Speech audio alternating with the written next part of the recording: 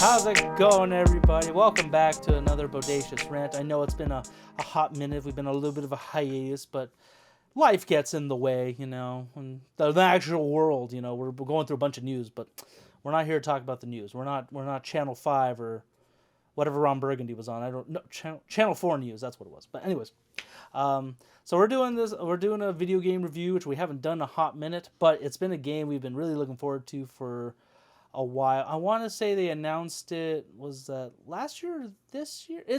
They announced it recently, so but it finally, well, yeah, Burn, what? Yeah, one of those rare games where it's like they announce it and the release date is like right around the corner. It felt like it just like came out right away, like without a lot of preamble.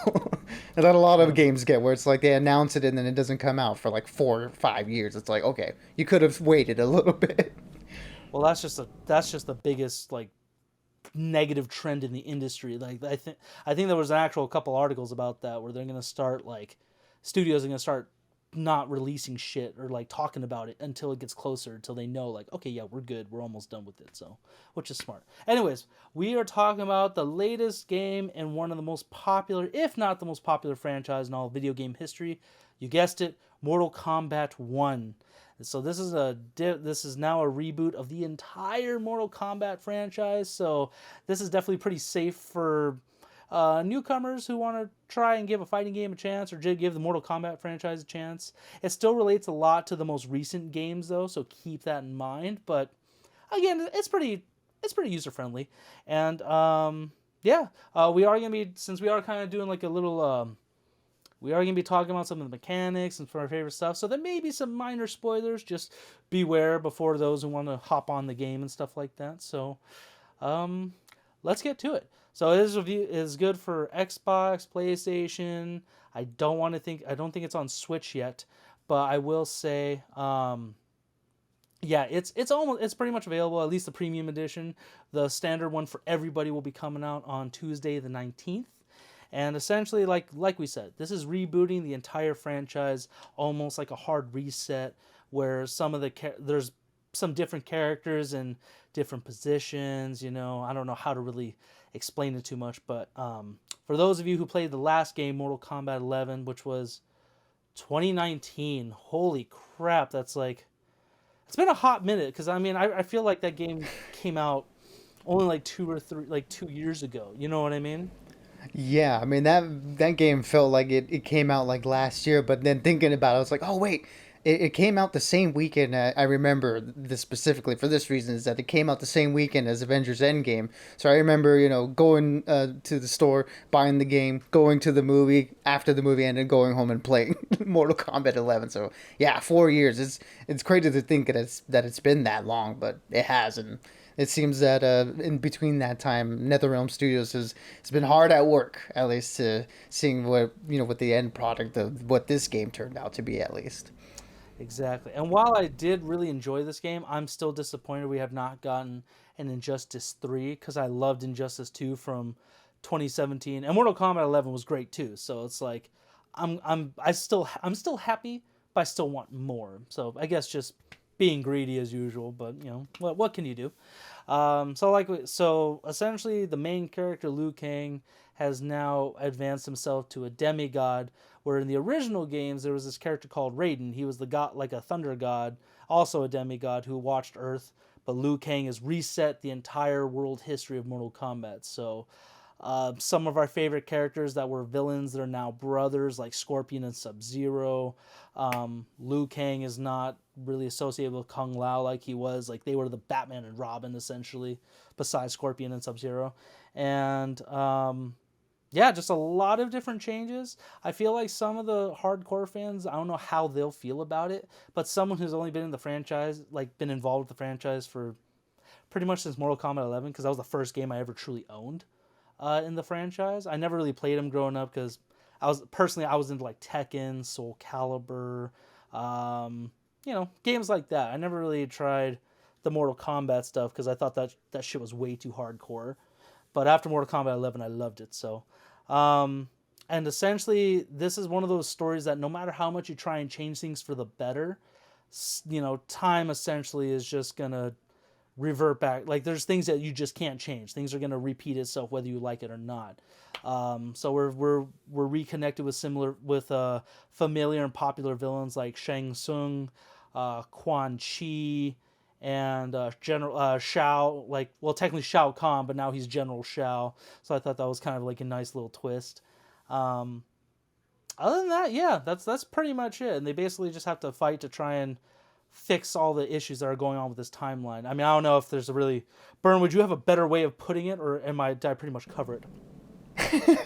I mean, a more succinct way to put it, I guess, is just like, yeah, like this is what it is. It's a reboot. You know, it's rebooting the Mortal Kombat timeline after the events of MK11, and in doing so, I think it has a lot of fun with that concept. You know, like it plays around with a lot of the lore that we know of. You know, for people who have been playing these games from the first one all the way to the 11th one, it does play around with the lore a bit, where things are the same but a little bit different. Where characters, like you mentioned, are in different positions because of it being an entirely new timeline. So it does have a lot of fun with that aspect of it, I think. And I think they did a really good job of keeping things similar, but also giving it a new coat of paint, like it being fresh. And I think, you know, coming into this one, unlike you, I have been a fan of this franchise for a little while. You know, I remember playing the first couple games on like arcades and stuff, but I didn't really like owned and started playing it until the last reboot, which was MK9, or just also known as Mortal Kombat. So,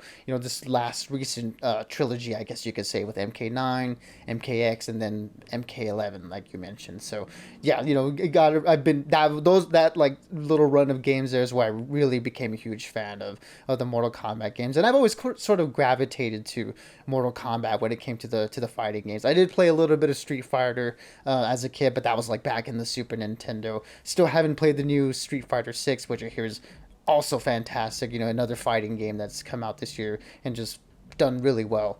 But yeah, Tekken never was good at Tekken, so I was never a Tekken person. So Mortal Kombat's where I like gravitated to the most. And coming into this one, it's very interesting. It's like, okay, we got MK11 the last time.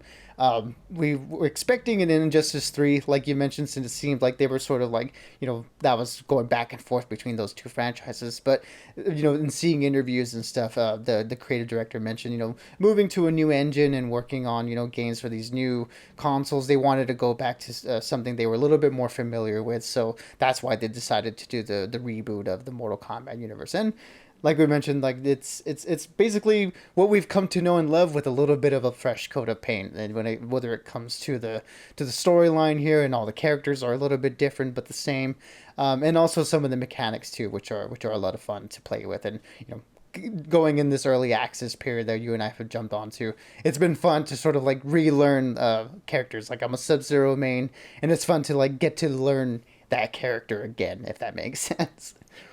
That's totally fair. And thank you, Burn, for putting it into an easier way to talk about this stuff. I'm sorry. Um, and I'm a Scorpion dude. I remember ever since I was a kid, he was the one character that always stood out to me in looking at these games. You know, just the yellow and black is so it's just always very contrast and stuff. And the movies, because I watched the movies too, so that was my basically my original taste in Mortal Kombat. Not great movies, mind you, but you know, they're there. They're there.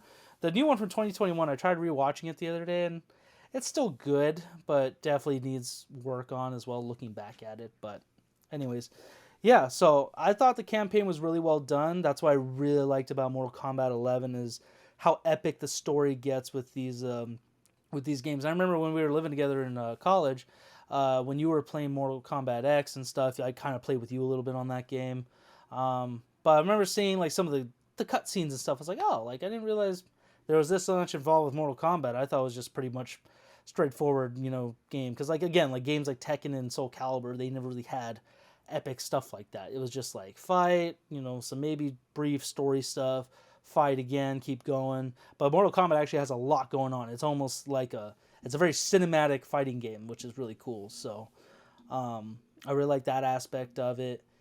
But yeah, overall it was really fun, very quick to beat. It literally, I think, you know, I know Burn, I think you said the official time is like 4 hours to play the campaign or something, which sounds about right. You know, a few hours. It's basically like a day game. Like you could literally probably finish in the morning, finish it early afternoon, and that's pretty much it. Depending on the difficulty level you're playing or how good you are. I just played it medium because I'm just normal. But Yeah, same. yeah, so I thought the campaign was solid. Again, it was just some of the The only thing I will say I didn't like about it, and you called it for me. You kind of spoiled it for me, but I would have noticed by myself. Megan Fox as Natara, not a fan. Not even. I'm glad they kind of make her look like it in the game, but even then, it feels so out of place. Like I don't know how you felt. How did you feel about the campaign, the Megan Fox thing? You can comment on it if you want, but what did you think, Bern? I mean, no, I mean, I second your opinion. The campaign is pretty fantastic, and I've been reading and like a lot of people's like reactions to it, and they all seem to be enjoying it too, which is really nice. And yeah, that's something that NetherRealm Studios, more so than a lot of other fighting game developers, have actually put like a huge emphasis on the story modes. At least it seems as of like MK9, they've really been making that like a really strong focus in a lot of their games. And my gosh, like when you like the way you described it was perfect. It's like you're playing through a movie. The cinematics of this game are they blew me away essentially. Like there are some moments where I was like that just looks like a real person. Like some characters and their models, it just like Quan Chi specifically for me, I was like, that's a real person. That's not a CG render of a person. That's just a person. So man, the fidelity. I mean, being on the PS5 and all these like new gen consoles, I guess current gen consoles at this point, really they take advantage of all of it, and it looks so good. The character models look so great. The stages that you fight on are very detailed, and there's a lot going on. A lot of fun stuff in the background for people who like to like look at those things. But yeah, I mean the story here is just really really cool, and like we said, has a lot of fun with the whole reboot aspect. Where on one hand it's very new user accessible in a lot of ways, but for the long term fans, there's a lot here that you're gonna walk away from, whether it be like Easter eggs or big plot developments where you're gonna like notice things right away. So that was just a lot of fun, especially as a fan of the most recent games. And yeah, the voice acting all around is pretty great. I mean, there's a lot of industry veterans, too many to name, but for anyone that has an ear for that sort of thing, they'll be able to recognize that a lot of these characters are ones that have been voiced by the same people for the last few games, and they're very comfortable in the roles, and they all do really great performances, with the exception of who you mentioned, Megan Fox, where she's not the best actress in live action stuff, and going into the voice acting thing, that's a whole other skill set, and that's even for the most accomplished actors, they'll admit that going into that is very difficult. So they put her in a tough position in a similar way that they did to Ronda Rousey in MK11 with her being Sonya Blade. You can just tell when someone who's inexperienced in the field is working amongst industry veterans. It doesn't make it look like the best, but yeah, and despite all that, I think all of the things surrounding the campaign were really really fun, and just a great time. Like you said, you can beat it in an afternoon, and you had a great experience, and I certainly did. Yeah, exactly. Not and the standout character for me was actually Johnny Cage. I didn't realize I felt like in Mortal Kombat 11 he wasn't that great, like wasn't that funny. I haven't played that in a while, but this one he was definitely the comedic relief in the best way. Some of his stuff was just like, oh my god, you're an idiot, but I mean, that's part of the fun, and that's part of this character, and I feel like that's kind of like how you mentioned it for people who have been long-term fans. I think they'll still like appreciate that these characters are true to themselves, even though it's like rebooted and stuff for the most part. So I thought that was nice.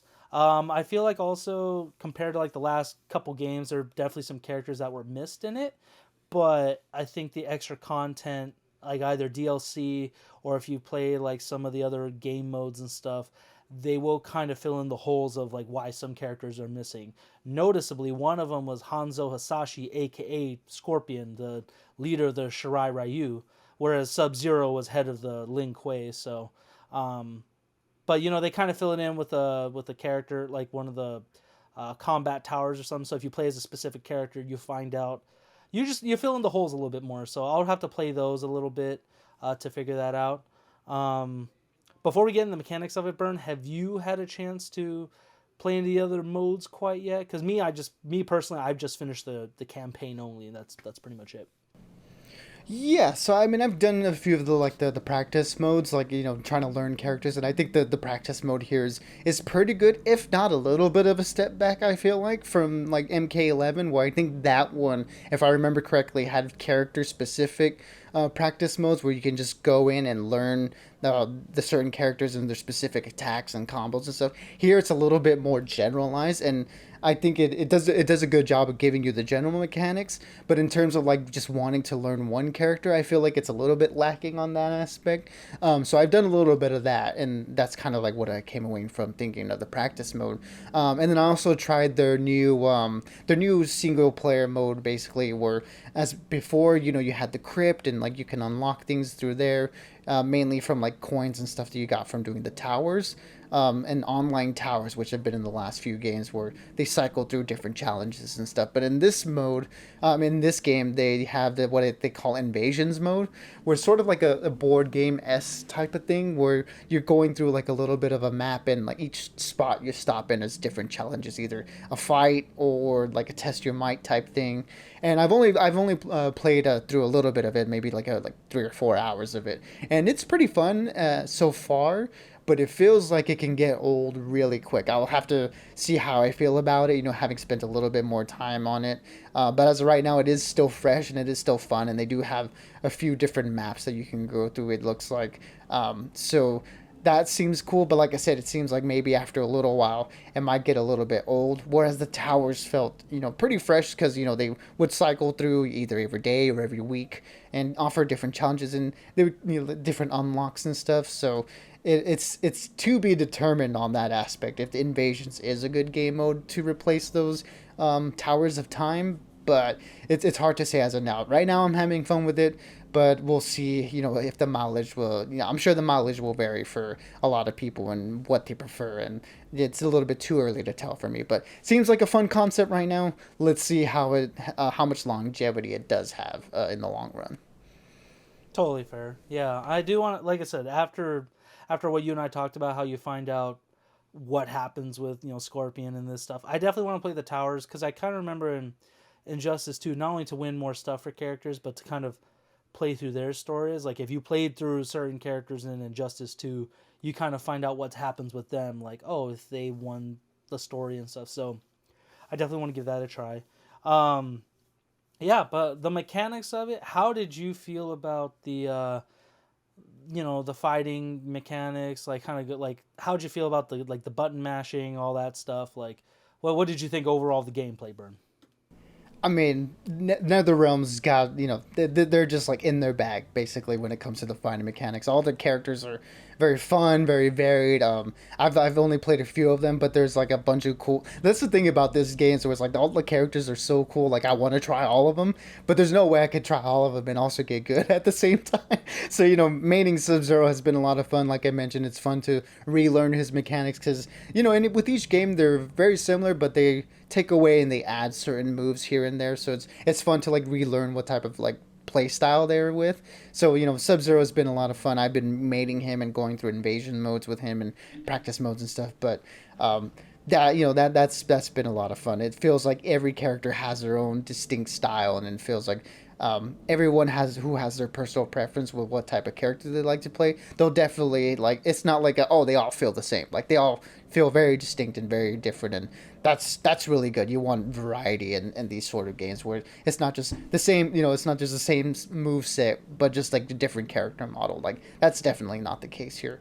But the cameos, which are I know the big thing in this one, then it's a lot of fun. Like some other games, other fighting games in particular have played around with that concept of you picking your main character and then picking like a support character, and each ones have like varied. Like I know in a lot of like Japanese fighting games, you could just full on like switch out with the other character, and they have their own health bar and their own. This one's definitely like more of a support type thing where you just hit a button and they come in and do a move, and that's been a lot of fun. In another way how new aspects of the game like had some fun elements to the gameplay.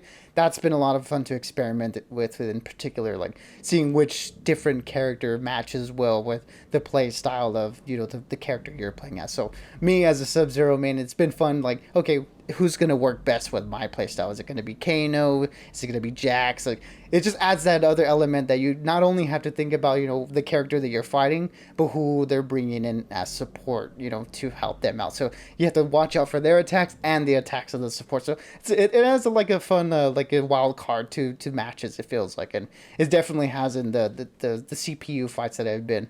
I should mention up front, I don't play a lot of online modes. I'm not that good. I don't want to go online and just get absolutely decimated. So PvE is where I live, and the computers beat me to hell enough. I couldn't agree with you more on the PvP. Yeah, because that's the one thing with Mortal Kombat that, as much as I like it, I do hate it. Is that the buttons, like some of the direction, like the directional arrows on the PlayStation controller, it's kind of a bitch to do sometimes. Like to try and do those, but I do try, especially with Scorpion. I do try and master it so that way I know I can really like mix up my combos and stuff. I also like there's actual block button. Do I use it well? Absolutely not. But it's there, so you can use it. You just gotta really. The more I feel like I play it, the more I think I'll be able to like kind of be better at it. Obviously, so I do like that. I like that. Yeah, you especially the campaign does give you a chance to test out a good amount of characters, so you kind of get a feel for those who really specialize with special moves. Some whose combos with just buttons are totally good enough for the most part. So yeah, I'm really excited for kind of going into the character design slash future stuff with it. I'm really excited for the DLC coming out. Hence why I'm excited that we got the premium, because we're gonna get a really cool DLC pack right out the gate. We're gonna get Homelander, Omni Man, Peacemaker, Quan Chi, Ermac, Takeda. Like it's a pretty stacked. It's a great starter pack for like the first year of content. And they're not gonna all come out at once, so I was kind of hoping that would be it, but then that would just be like it would get boring real quick. So I think they're gonna sparse it over the next few months, maybe the next year, because that's what made Mortal Kombat 11 like pretty successful. Is they did like every year, every 6 months, they had a new combat pack for people to get. So that was really cool for them doing that, especially because the last one came with Spawn, and Spawn was just awesome. So um, Yeah, I mean that's another thing that NetherRealm nails, the the guest characters that they bring on. Like you mentioned, NK11 had a lot of really cool ones. Spawn, Terminator, like just to name a few. Like they always have a lot of fun stuff. And if this first DLC pack is any indication, then this should be a pretty good Mortal Kombat to get the guest characters in, because that's a pretty solid lineup that we got in the first round coming up. So it'll be interesting to see how they keep the game alive. How hopefully how they did MK11, because yeah, as much as I don't play PvP like a lot, those were the things that will bring me back and into playing the game. Wanting to try out these new characters and do the towers with them and stuff. That's always a fun thing to do, and it's a fun thing to like again keep this game alive outside of the initial release date. absolutely, and I think my final thoughts on this burn is just I think because I can't really think of anything else outside of the mechanics in the campaign. I thought the character design was still pretty solid. I feel like the last two games have some of the best designs for all these characters, specifically Sub Zero and Scorpion. I like them better in the last one, but they still look awesome in this one. Liu Kang looks even better as well. Just a lot of little minor things, little cleanups for these characters. Like no, they kind of rebooted some of their looks in a way, but some are still very much the same. I know one of them, you're like Ermac. He's like, what did they do to him? That's not the Ermac I like, and I'm like, that's fair. But it kind of made like after playing the campaign, like I see why he looks the way he looks. But they did the way the campaign played out. There's definitely some moments where you may be able to customize the original Ermac, and yeah, like I said, I thoroughly enjoyed this game. I think this is definitely a great one in the series. And the fact that they really like, especially Reptile, I think he had one of the best transformations in this, like one of the best glow ups. Because I feel like in the other games, it's like, he looks okay. I feel like they just can never nail his look right. But this one, I think they got very well. I think they got it right this time. So, what did you think of the characters, Berm? No, yeah, I mean, I think the designs got a little bit too overly complex. In particular, in MKX, I think that one was like a little bit too much. And Yeah, then the last one, their looks were really cool, but you can get really wild with the customization in that one. So you can definitely get a little bit overboard in MK11. So I do like how in this one they've sort of scaled things back. In the terms of like I guess in the vein of a reboot, they really took things back to basics. It feels like, and everyone's a little bit more cleaner, a little bit more simplified looking, and I do really like that. A lot of the base designs of these characters are really really cool. Like I don't want to change them sometimes. I know in the last few games I've like, okay, I want, I hope I like, I want to get a different mask, or I want to get a different like outfit, different color to make this character a little bit more like my speed. In this one, I find myself doing that a lot less. Going through the invasions mode is where it feels like you get a lot of different unlocks for the characters. So seeing the different things for that one, it is kind of cool. But yeah, it's just like I do really like these like base designs so much, where it feels like I might not be doing a lot of customization when it comes to that, just because they look so good in my opinion. But I will say that is a little bit of a negative for me. Also, it's a double-edged sword where it feels like in MK11 there was a lot of really cool customization options, and I know it was a little bit of a controversial thing when it came to the fighting game community, because a lot of those armor pieces that you would unlock did have some stats like that would like come with them, and I know a lot of the fighting community doesn't really like that, where different armor pieces add a little bit too much variety, or can make like really broken builds with certain characters. So it doesn't seem like in this game that's the case. It seems it's a little bit more just cosmetic, which is nice, but I would have liked a little bit more of that customization, where it feels like this one you get like just a different mask, or like a different headpiece, and just a different like costume color. It's not as in depth as the other one, where you would have a mask, gauntlet, like a belt piece. Like that one was like MK11 was very very varied, and it seemed like this one they scaled it back a little bit. So people's mileage may vary. If you're like a really big fan of customization and making your own version of these characters, MK11 is a little bit better at that. And it seems like this one it brought everything back to basics. So you might like it more, you might not. I guess it just depends on the person. For me, it feels like it does feel a little bit of a step back in just terms of the customization options, I think. But like I said, the designs itself do look pretty cool on their own. Yeah, I was kind of thinking the same thing. I'm a little more negative on the fact that there's not a whole lot to customize. While it makes it easier, I wish there was still a little bit more fun with that. But I do. That is kind of a thing that irks me, is like when it comes to fighting games and stuff, especially Injustice 2. Like I just wanted to see some certain suits or like certain looks.